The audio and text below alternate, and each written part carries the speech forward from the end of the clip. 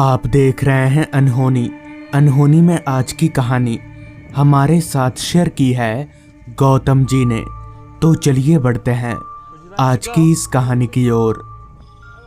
तेज झमझमाती बारिश, ऊपर से अमावस की काली रात। उस रात को याद करके आज भी मेरा पूरा शरीर कांपने लगता है। मैं उस काली रात को भूलने की काफ़ी कोशिश करता हूँ, मगर आज तक मैं उस रात को भूल नहीं पाया।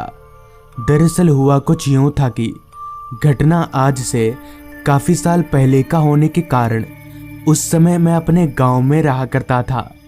उस समय हमारे गांव में ना तो बिजली की सुविधा थी और ना ही हमारा गांव काफ़ी बड़ा था।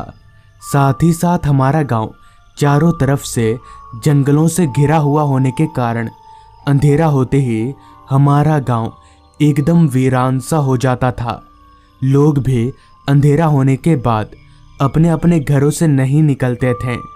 उस वक्त रात के समय सभी लोगों का एकमात्र सहारा टॉर्च ही थी, जो रात के वक्त सभी के काफ़ी काम आया करता था। खैर हुआ कुछ यूँ था कि उस समय मैं अपने गांव में ऑटो चलाने का काम किया करता था। ऑटो सेकंड हैंड ज़रूर थी, मगर मेरी खुद की थी। मैं हर रोज़ सुबह से रात तक ऑटो चलाया करता था और जो मेरी कमाई होती थी उसी से मेरा घर चलता था। ऐसे ही एक दिन मुझे काफ़ी सवारी मिल रही थी, जिस कारण सभी सवारियों को उनके घर छोड़ते छोड़ते कब रात के 9 बज गए पता ही नहीं चला। साथ ही साथ शाम से ही बारिश इतनी हो रही थी कि सारा रास्ता कीचड़ में डूब सा गया था। उस समय हमारे गांव में रात के 9 बजना यानी कि काफ़ी रात। मैं अभी घर की तरफ आगे बढ़ ही रहा था कि तभी मेरी नज़र रास्ते के किनारे एक आदमी पर गई, जो हाथ दिखाकर मुझे ऑटो रोकने का इशारा कर रहा था।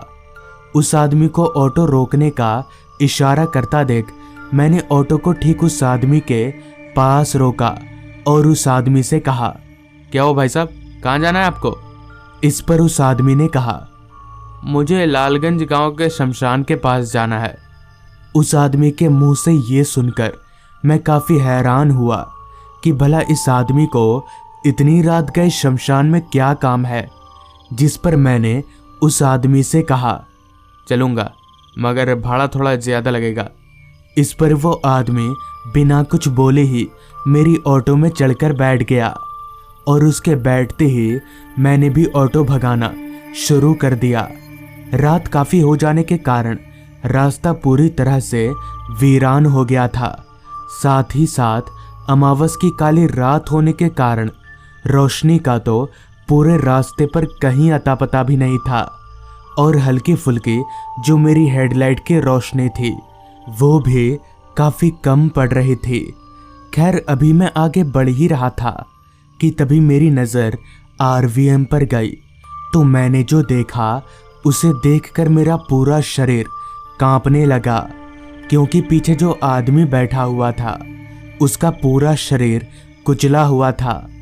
ये देखकर मैं समझ गया कि वो कोई इंसान नहीं बल्कि भूत है। मैं इतना डर गया था कि मेरी ऑटो डिसबैलेंस हो गई और रास्ते पर पलट गई। काफ़ी तेज चोट लगने के कारण मैं वहीं पर बेहोश हो गया।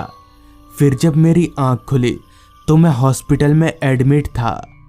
तो दोस्तों, ये थी आज की कहानी। अगर आपको ये कहानी पसंद आई हो तो चैनल को ज़रूर सब्सक्राइब कर लें। तो मैं आपका दोस्त आर्यन जल्द ही मिलूँगा आपसे ऐसी ही एक कहानी के साथ।